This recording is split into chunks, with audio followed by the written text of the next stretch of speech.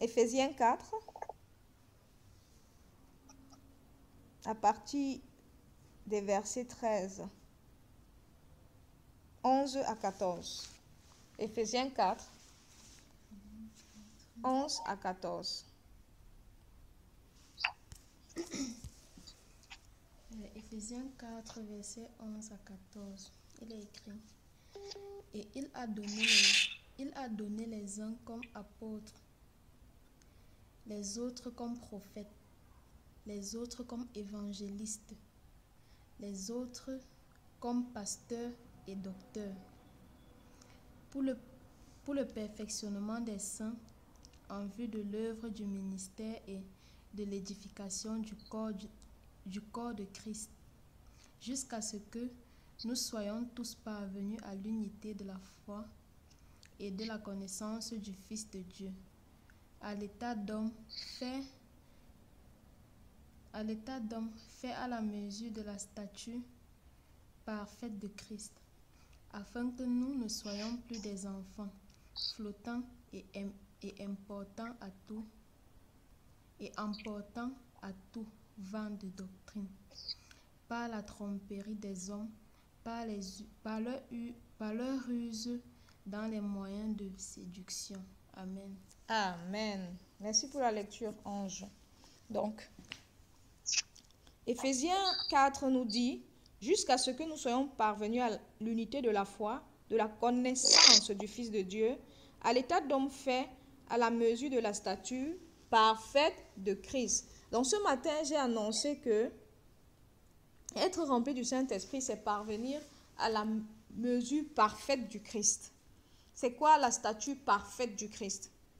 Souvenez-vous que hier, je vous ai dit, les dons spirituels de prophétie, de miracles, sont pour les enfants. C'est pour ça que Paul dit que quand il était enfant, il parlait comme un enfant. Cela a été donné pour notre édification, le perfectionnement des saints. Si on te demande d'être parfait, ça veut dire que tu es imparfait. Mais la vie chrétienne, en fait, on court vers la perfection. Si le Seigneur donne le don de guérison, ça veut dire que quand tu deviens enfant de Dieu, tu peux tomber malade. N'est-ce pas? Il y a des théories qui disent que, voilà, tout est accompli, Jésus a tout payé. Il n'est pas normal qu'un enfant de Dieu soit malade. Et puis, il suffit juste de déclarer.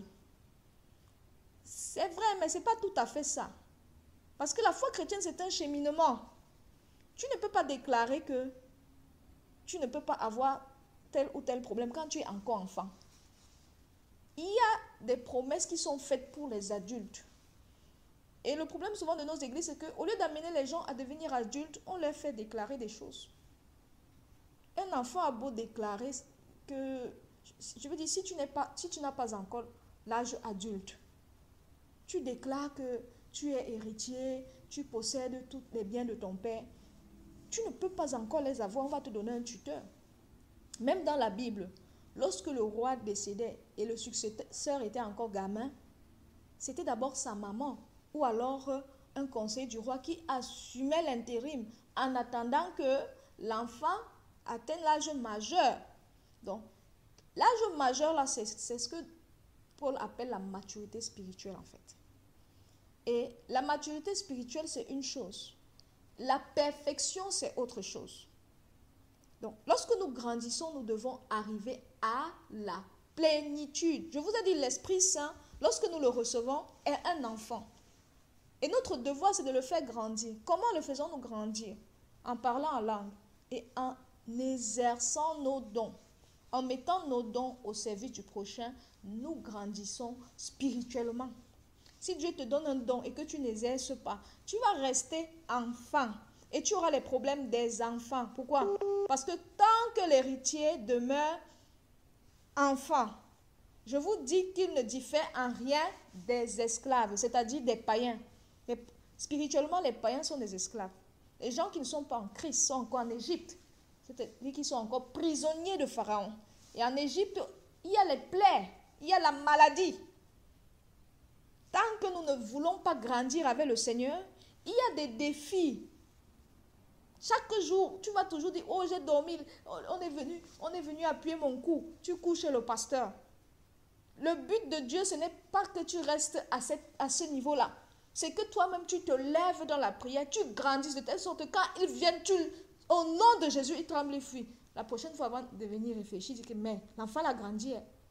Le but de Dieu, c'est de révéler les choses cachées. Ce n'est pas que tu restes dépendant des hommes ou de ton père spirituel.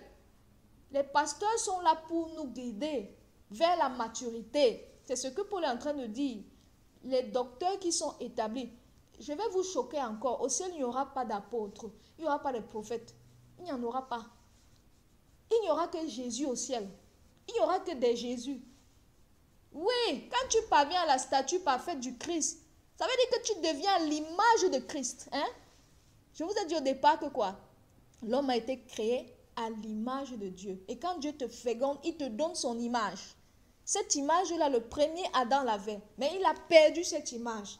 La vie chrétienne, c'est une quête vers la reconquête de cette image. Nous voulons avoir à nouveau cette image de Dieu complète que nous avons perdue. Et c'est pour ça que nous devons apprendre à marcher. Et l'Esprit Saint là pour nous conduire dans toute la vérité. Donc, la plénitude veut dire la perfection. La plénitude veut dire la perfection. Vous comprenez qu'il est difficile pour un nouveau converti d'être rempli du Saint-Esprit. Il peut être baptisé du Saint-Esprit. Je vous ai dit que le baptême, c'est une initiation, c'est une intronisation. Mais la plénitude, c'est un état de perfection. Voilà pourquoi je vous ai donné l'exemple d'Étienne. On dit Étienne rempli du Saint-Esprit s'éleva. Si vous écoutez le discours d'Étienne, vous allez voir que c'est un discours très prophétique.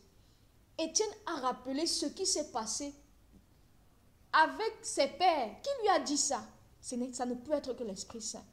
Et on vous dit que la Bible a été écrite par les hommes sous l'inspiration du Saint-Esprit. On vous dit que c'est Moïse qui a écrit l'histoire de la Genèse. Entre nous, est-ce que Moïse était là quand Adam naissait? Il a fait comment pour savoir? Moïse intervient bien après l'esclavage. Et les écrits disent que c'est lui qui a écrit la Genèse. C'est par révélation.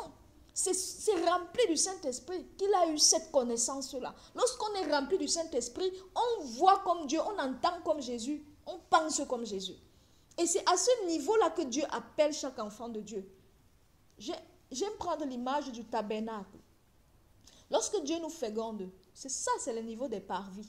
Ce sont, si vous voulez, les chrétiens des parvis. La fécondation.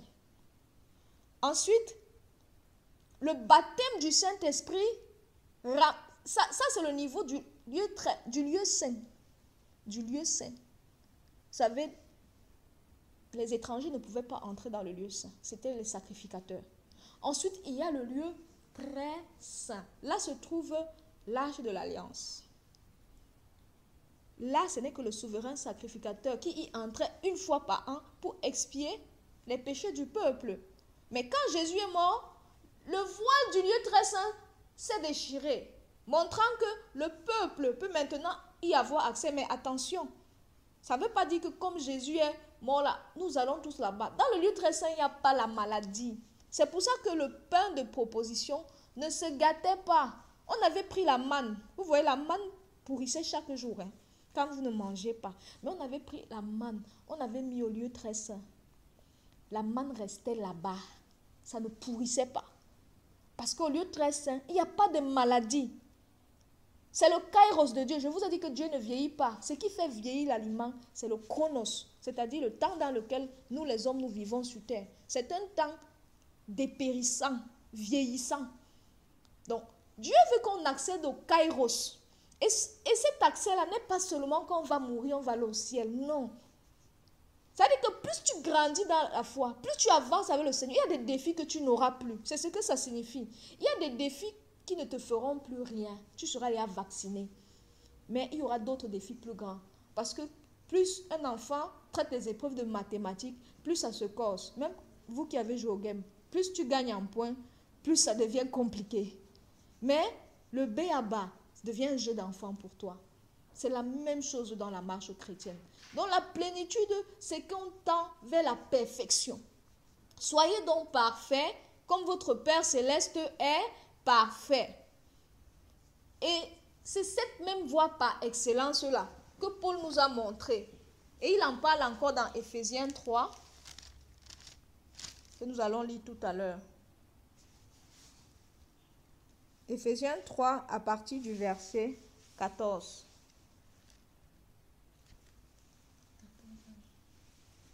« 14 à 19. » Éphésiens 3, versets 14 à 19. À cause de cela, je fléchis les genoux devant le Père, duquel tire son nom toute famille dans les cieux et sur la terre, afin qu'il vous donne, selon la richesse de sa gloire, d'être puissamment fortifié par son esprit dans l'homme intérieur, en sorte que Christ habite dans vos cœurs par la foi, afin qu'étant enracinés et fondés dans l'amour, vous puissiez comprendre avec tous les saints quelle est la largeur, la longueur, la profondeur et la hauteur, et connaître l'amour de Christ qui surpasse toute connaissance, en sorte que vous soyez remplis jusqu'à toute la plénitude de Dieu. Amen. Amen. Merci, Ange. Afin que vous soyez remplis jusqu'à toute la plénitude de Dieu. Et qu'est-ce qui nous remplit de la plénitude? C'est l'amour de Christ. En fait, mes bien-aimés, la plénitude, c'est l'amour. C'est l'amour. Et l'amour n'est pas un sentiment. Non. L'amour-sentiment n'est que l'ombre de l'amour de Christ. Je vous ai dit que le monde fonctionne toujours avec l'ombre et le véritable, n'est-ce pas? L'amour que vous pouvez ressentir pour votre mari, pour votre mère ou pour votre père n'est qu'un faible signal qui représente l'amour divin. Mais ce n'est pas là-bas l'amour divin. Parce que vous pouvez aimer aussi le pain chargé avec le chocolat. Vous pouvez aimer le poulet. Peut-être même plus que... Moi, j'ai vu des gens qui aiment leur chien plus que les humains. Vous voyez que Dieu n'est pas comme ça. À ce niveau-là, l'amour humain, l'amour est biaisé. L'amour émotionnel est biaisé. Quelqu'un peut aimer l'argent et il préfère l'argent aux hommes. L'amour de Dieu se dit agapeo. Agapeo en grec. C'est l'amour sacrificiel. C'est un amour essentiellement sacrificiel, qui ne recherche point son intérêt. Un amour qui donne et qui se donne. C'est ça l'amour de Dieu. Et c'est à ce stade-là que Dieu attend chacun de nous. Mais bien aimés, arrêtons de croire que les pasteurs, les apôtres sont ceux qui doivent être super spirituels et nous, on doit les suivre jusqu'à la fin des jours. Non. Lorsque tu fréquentes une église, c'est pour grandir. Ce n'est pas pour rester un fidèle éternel. Je vais te choquer maintenant. Le but de Dieu, c'est que tu viennes prendre ce que tu dois apprendre. Ou alors apprendre ce que tu dois prendre. Le temps que tu dois le faire. Et après, toi-même, tu deviens quelqu'un qu'on suit. C'est ça le principe du discipolat. Ça veut dire qu'on te coach pour que tu deviennes un coach. Quand tu seras affermi, affermis tes frères. Cette même parole nous est adressée. Ce n'était pas que pour Pierre. Ce n'était pas pour qu'on prenne Pierre, on commence à le canoniser, on commence à l'adorer, comme certaines religions le font. Non. C'était pour qu'on suive le modèle. Les apôtres sont les gens qui ouvrent la voie, je vous ai dit hier. Ça veut dire qu'on doit les imiter. On doit leur ressembler. On nous dit que les ministères se valent. Mais on commence quand même par citer le ministère apostolique. Un peu comme pour dire qu'il n'y a pas de... le prophète n'est pas plus grand que le docteur, ou le docteur n'est pas plus grand que le prophète. Mais il n'en demeure pas moins que les apôtres sont les pères. Et dans la vie, nous devons ressembler aux pères. Les apôtres sont ceux-là qui, très souvent, cumulent tous les 9 dons que nous avons cités hier. Et ce n'est pas pour rien que Dieu leur donne ça. Ils en ont besoin pour commencer l'œuvre que Dieu leur donne. Donc je pense pour ma part que Dieu veut tous que nous accédions à ce statut apostolique-là. Il veut tous que nous y accédions. Mais ça commence par les petites choses. Ça commence par la fidélité dans les petites choses. Peut-être que tu as un appel sur ta vie, tu ne le sais pas, Dieu ne te l'a pas encore dit. Peut-être que tu es appelé à ouvrir une assemblée. Mais ce que Dieu a fait maintenant en ce moment, il t'a donné tout simplement la parole de connaissance. Et toi, tu te dis, bon, moi je n'ai que la parole de connaissance. Hein. Les ministères, c'est pour les gens qui sont dans l'office prophétique. Hein. Tu n'exerces pas, tu n'exerces pas. Tu n'auras jamais toi-même ton ministère un jour. Mais quand tu vas exercer, il va te dire, viens, je te forme à la prophétie. Et après la prophétie, tu vas voir que ton ministère aura besoin des docteurs, des enseignants. Et il a donné tous ces ministères-là, pas pour qu'on soit divisé. Beaucoup de gens fonctionnent, ils disent, moi, je n'ai rien à voir avec les évangélistes, je suis prophète. L'évangéliste, non, moi, j'aime pas les prophètes et ils dérangent.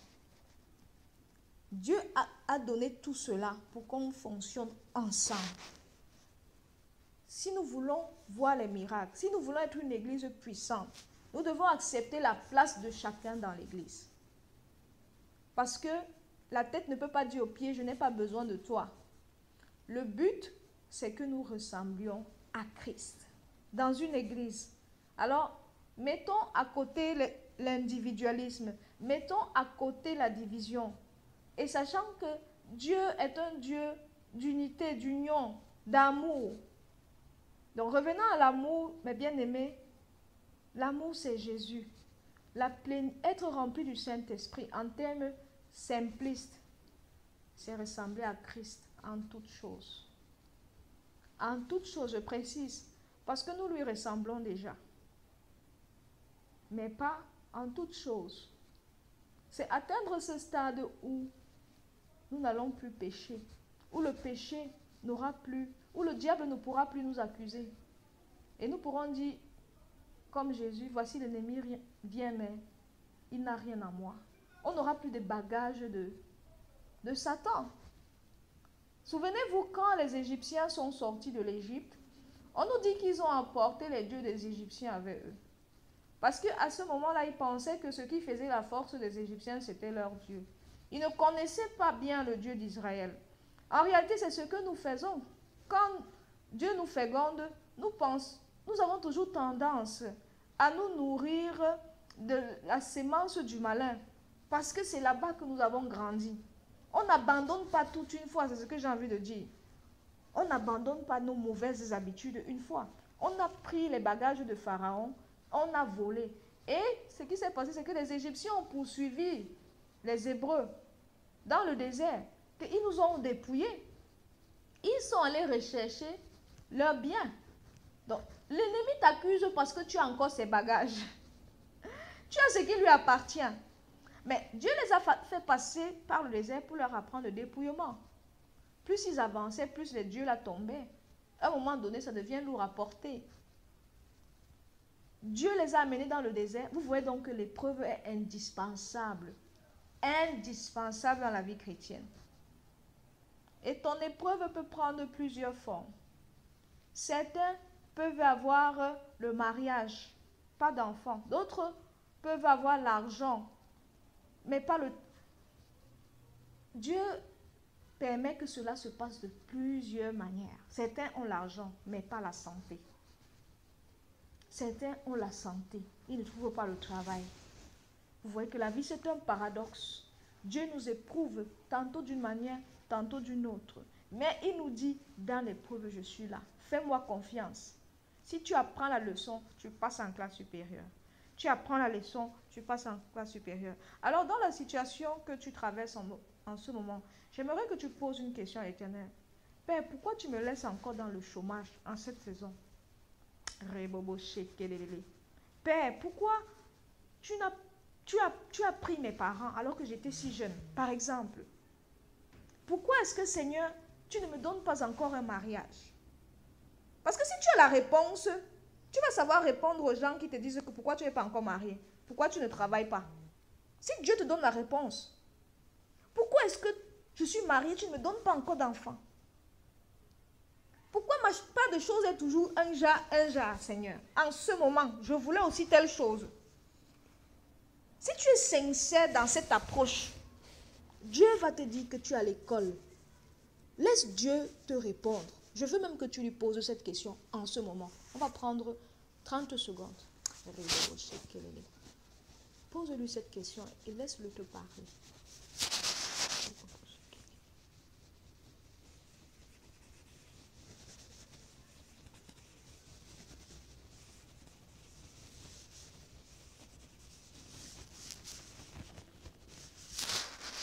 Seigneur, pourquoi tu permets que telle situation perdure dans ma famille? Seigneur, pourquoi tu permets que la malgouvernance perdure dans ma nation? Pourquoi le mal? Pourquoi tu permets telle situation? Oui, on a dit que Emmanuel, on a chanté au départ, on a dit que Dieu est là. Mais s'il est là, ça veut dire que avec toutes ces atrocités qu'on entend, des filles et des garçons que l'on brutalise, un seul individu, il les passe tous, je ne sais pas quoi. Je n'ai pas envie de prononcer certains mots parce qu'on va mettre ça sur Internet. Pourquoi tu permets tant de victimes? Qu'il y ait tant de victimes? Pourquoi tant d'injustice, Seigneur? Oui, nous sommes en droit de demander ça à Dieu. Quel est ton plan?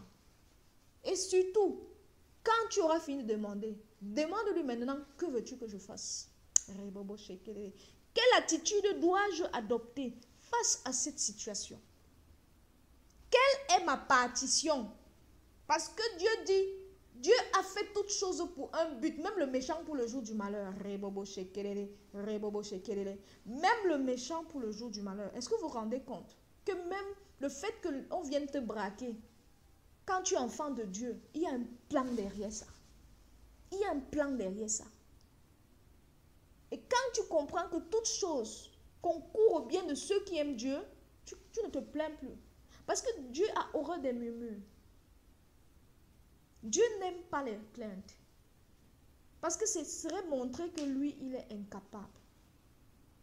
Mais celui qui a la foi commence, à partir d'aujourd'hui, que ton langage change.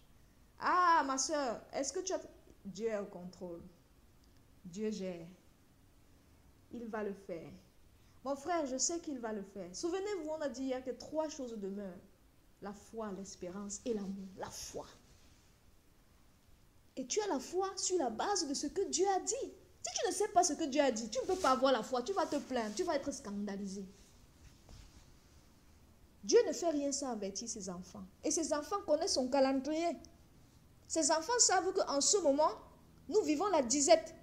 Joseph savait que 7 ans de disette, mais après 7 ans d'abondance. Donc pendant la disette, il ne se gênait pas. Il faisait ses économies. Donc, comme Joseph, après avoir entendu le rêve, il a dit, Seigneur, ça veut dire quoi? Ensuite, le roi a dit, que devons-nous faire? Tu as besoin de cette sagesse-là pour savoir l'attitude à avoir. Mais je vous ai toujours dit, les épreuves sont là pour qu'on cherche Dieu. Très souvent. Pour qu'on cherche davantage Dieu et qu'on le connaisse. Qu'on le connaisse. Ginosko en grec. Ginosko. Ça veut dire avoir une intimité avec lui. Rester son intime. Parce que si tu ne... Une femme qui ne va pas en intimité avec son mari, il y a des choses qui ne vont pas lui chuchoter aux oreilles. Et elle ne va pas bien le connaître. Si on va, il faut aller en intimité avec Dieu. Dans les profondeurs. Et là, on va entendre le battement de son cœur. Et on va savoir ce qu'il veut pour telle saison. Et pour les jours à venir. Et pour les siècles à venir. Et pour les années à venir. Amen. Nous allons passer des moments de prière. J'aimerais que tu demandes encore à Dieu. Père, que tu dises à Dieu, je veux te ressembler. Seigneur Jésus, je veux te ressembler. Dans ma marche, même Paul, qui avait toute la révélation, a dit, je cours, je cours. Nous courons. Nous voulons cette statue parfaite-là. Nous courons de manière à remporter la course. Dis, Seigneur, je veux parvenir à la statue parfaite. il faut que tu aspires après ça. Je ne veux pas me contenter de la médiocrité. Nous avons vu que nous servons un Dieu excellent. Alors s'il y a quelque chose à découvrir, Père, te concernant, je veux découvrir. S'il y a une vérité que je dois découvrir, je veux la découvrir. Aide-moi à te ressembler. Je ne veux pas rester derrière. Je ne veux pas rester derrière à ton école. Je veux faire toutes mes classes. Si c'est le doctorat, je dois l'avoir. Si c'est être professeur, je dois le devenir, même si c'est l'agrégation, quel que soit le titre. Parce que je veux parvenir au lieu très saint. Au lieu où Dieu, la présence de Dieu remplit les lieux. Remplit ma vie. Et quand tu es rempli de la présence de Dieu, bien aimé, la maladie dégage. La pauvreté dégage. Oui. Parce que dans le kairos divin, il n'y a pas de mauvaises choses. Ce n'est que ce qui est bien. Bien aimé, la plénitude, c'est le règne de l'abondance. C'est le règne de l'abondance. Et c'est pour ça que Jésus a dit, je suis venu afin que mes brebis aient la vie et qu'elles soient dans l'abondance. Bien aimé, tu ne peux pas être enfant et tu commences à clamer l'abondance. Il faut grandir. Tu ne peux pas rester au parvis, tu clames l'abondance. Quand l'abondance va venir, le diable va venir voler. Pourquoi? Parce que tu te soucies encore des choses de la terre. Et les choses de la terre appartiennent... C'est la possession du serpent. On lui a donné ça à nourriture. Si tu veux discuter la même nourriture que lui...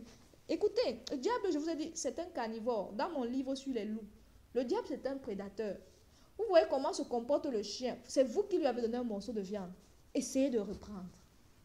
Il ne vous connaît plus. Hein? Alors, s'intéresser aux choses de la terre, c'est comme vouloir manger la viande avec le chien dans le même plat. Nous ne sommes pas des carnivores. Nous ne sommes pas des chiens. Il va te déchirer. Si tu ne veux pas qu'il te déchire, ne t'intéresse pas à sa nourriture. Prends une mangue, tu suces. Le chien ne va pas regarder la mangue. Ce n'est plus... Il n'est pas un fruitarien, il n'est pas un fruitivore, si vous voulez. Mange ta nourriture. Tu as été créé pour manger les fruits, pas pour manger la viande.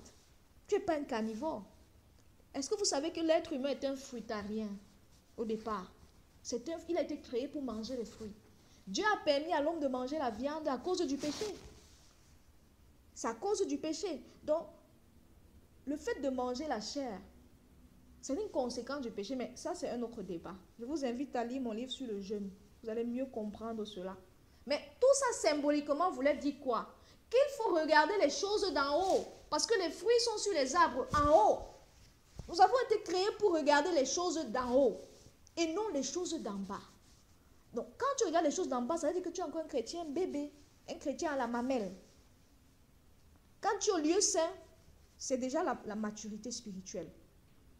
Ça veut dire que tu peux, quand la maladie vient, tu peux te lever et combattre. Quand tu es bébé, on doit combattre pour toi. Quand tu es adulte, tu te lèves, tu combats. C'est encore les luttes. Il y a lutte, mais tu es vainqueur. Mais quand tu es dans le lieu très saint, c'est le repos, mes bien-aimés. C'est le repos. Tu vis sur terre, c'est le repos. Tu marches dans le repos. Et attention, le repos ne veut pas dire absence de problème. Non. Je vous ai toujours dit que si vous connaissez une formule mathématique, si on vous réveille même à 5 heures, vous la citez. Pourquoi? Parce que vous la connaissez. Donc, quand tu es dans le lieu très saint, tu as appris toutes les techniques de bataille. Comment faire pour maîtriser ses ennemis? Quand les ennemis viennent, tu souffles seulement sur eux, ils tombent. C'est de ça qu'il est question. Tu vis le repos. Et c'est là-bas que Dieu nous a. Mais bien aimés, tant que nous avons des batailles, tant que nous avons des combats, ça veut dire qu'il y a encore la marchandise du diable sur nous. C'est pour ça qu'il faut détruire les liens spirituels. L'ennemi nous accuse. Il y a des réclamations. Les Égyptiens réclament encore leur Dieu que nous avons volé. Ils nous poursuivent dans le désert. Jusqu'à ce que nous parvenions à Canaan. La terre promise. Le lieu très saint. La plénitude du Saint-Esprit. Tu vas dire, Seigneur, quelle attitude dois-je avoir dans cette situation, dans ce problème dans ma famille, dans ce problème dans ma vie, la maladie de mon enfant, ma propre maladie? quelle attitude? Veux-tu que je rencontre les médecins? Veux-tu que je prenne des temps de jeûne et prière? Ou alors veux-tu que je fasse les deux? Il est très important de rechercher le Réma. Le Réma, c'est la parole de Dieu actualisée. La parole de Dieu d'aujourd'hui, pas la parole de Dieu d'hier. La parole de Dieu d'aujourd'hui face à la situation à laquelle nous traversons. C'est ce que je voudrais t'amener à rechercher. Ma prière pour toi, c'est que ce jeûne ne finisse pas sans que tu n'aies entendu le Réma de Dieu sur ta vie. Ce que Dieu dit en ce moment sur ta vie, c'est ça qui va te donner la foi pour tenir ferme face à cette situation. Face à la situation que tu traverses. Tu as besoin d'entendre Dieu te parler. C'est pour ça que sois attentif à partir de ce moment. Dieu va te parler. Dieu va te parler. Il parle d'une manière ou d'une autre. Il peut te parler même pendant que je suis en train de prêcher. Il peut te parler même par la bouche d'un enfant. Il peut te parler par le vent, la pluie. Il peut te parler de beaucoup de manières. Sois juste attentif. Et une des choses quand Dieu parle, c'est qu'il se répète. Tu vas entendre quelque chose ici, puis quelqu'un va te dire la même chose. Quelqu'un qui n'était même pas avec toi. Sache que c'est Dieu qui te parle. Et accroche-toi dessus. Ne néglige pas la parole de Dieu. Ne néglige pas ce que Dieu va te dire. Que ce soit ton trésor. C'est ça qui va te permettre de garder la foi. Ah, Abraham, tu seras le père d'une multitude. Dieu a dit que je serai le père d'une multitude. Tu t'accroches. Quel que soit ce que tu vois. Tu parles au hôpital, on te dit que madame, vous n'avez plus d'utérus. Tu dis que Dieu a dit que je serai le père d'une multitude. Ce n'est pas Ismaël qui sera mon fils. Il a dit que c'est l'enfant qui va venir de mon ventre. Et j'ai envie de te dire ça. Là où tu t'es déjà découragé face à cette situation, où tu as déjà dit que non, tu es prêt à trouver un plan B, à baisser les bras. Dieu te dit non, je t'ai dit, ce sera pour toi, ce sera ton héritage. Je vais te donner. Tu auras ton Isaac. Ce n'est pas Ismaël qui va hériter. Ce n'est pas l'autre qui va hériter. Ce sera Ismaël, le fruit de tes entrailles. Le Seigneur veut te donner les fruits de tes entrailles. Alors persévère. Ne te décourage pas. Ne dis pas que c'est pour les autres. Ne dis pas que tu as déjà trop fait. Seigneur, je prie en ce moment afin que tu donnes la force à quelqu'un. La force à quelqu'un qui est déjà découragé. Qui se dit, Seigneur, depuis là, je prie, je ne vois pas de résultat. Viens, Seigneur, et fortifie encore mon frère ce soir. Viens et fortifie encore ma soeur cet après-midi. Donne-lui la force de persévérer. Seigneur, dans l'attente, tu as dit, Seigneur, ce qui reste, c'est la persévérance. C'est la persévérance. Oui, Seigneur, c'est dans la persévérance que nous avons des résultats. Que nous avons des résultats. Donne-nous à chacun ici, Seigneur, la grâce de persévérer. La grâce de persévérer. Seigneur, tu as dit que c'est un don.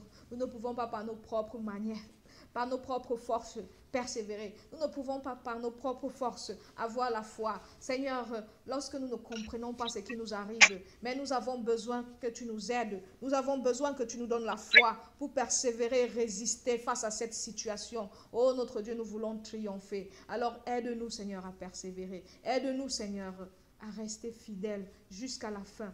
Donne-nous. Vous savez, Abraham, lorsque Dieu lui a dit qu'il sera le père d'une multitude, et à Sarah aussi, Sarah qui signifie princesse, mère élevée. À un moment donné, c'est Sarah qui a donné son esclave à Abraham. Parce que dans la tradition, ton esclave était ta propriété et les enfants de ton esclave t'appartenaient. Alors, Sarah donne Agar à l'Égyptienne. C'est pas pour rien. Vous voyez, l'Égyptienne, c'est une Égyptienne. Dans la Bible, l'Égypte n'a pas une bonne connotation. Elle donne Agar, l'Égyptienne, à Abraham. Or, Ismaël n'était pas le fils de la promesse. C'était Sarah. Il y a des choses qui doivent être faites avec Dieu. Ce n'est pas tout travail qui est bon à travailler avec Dieu. Tu cherches le travail. Ce n'est pas tout travail qui est bon pour toi.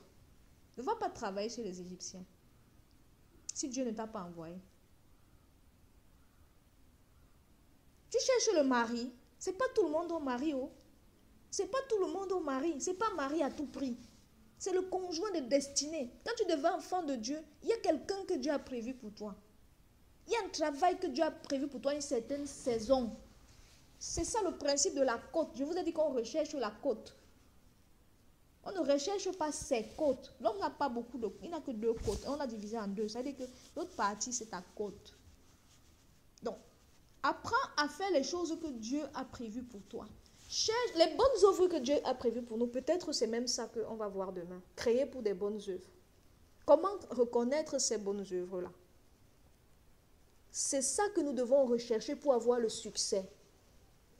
Tu es malade, c'est pas, même si Dieu te dit va à l'hôpital, c'est pas n'importe quel médecin tu dois voir.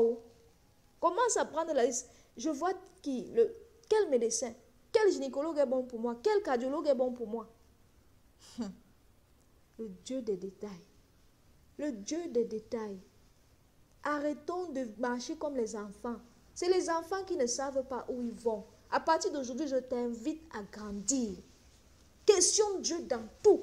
Seigneur, je te parle quoi aujourd'hui? Je m'habille comment? Je porte quelles chaussures? Quels sous-vêtements? Oui, Dieu va te montrer. Il veut ça et il aime ça. Alléluia. Arrêtons de penser qu'il y a des choses qui n'intéressent pas Dieu. Que Dieu nous a donné le libre arbitre. Quand tu vas l'intéresser à des détails comme ça, à un moment donné, tu n'auras même plus besoin de trop demander parce que ta volonté sera soumise à la sienne. Donc tu vas marcher par l'esprit. Tu sauras ses goûts et tu sauras ce qui lui plaît. Et ainsi, quand une femme plaît à son mari, qu'est-ce qui se passe? Elle le couvre de cadeaux et elle le couvre de dons. Amen. Amen. Nous sommes parvenus presque à la fin du message d'aujourd'hui. Ma prière, c'est que nous parvenions tous à cette statue parfaite de Christ. Parce que lorsque nous sommes là-bas, nous plaisons au Seigneur. Nous plaisons à notre bien-aimé. Il n'y a rien qui nous refuse. Il n'y a rien qu'on ne puisse avoir. Il n'y a rien qu'on ne puisse obtenir. Amen. Léonion en ensemble. Allô Gladys?